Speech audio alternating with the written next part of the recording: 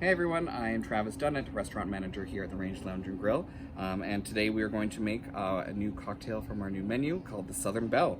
Kind of a variation of a mule. I think one of my favorite things to drink in the summer is some mule variation with ginger beer.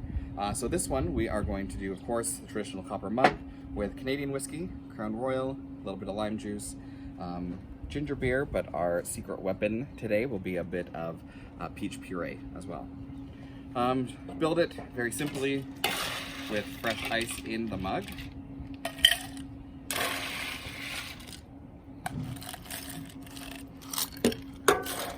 And we will add 1 ounce of our Canadian rye.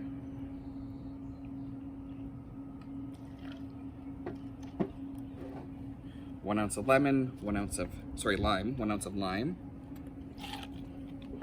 1 ounce of our peach puree,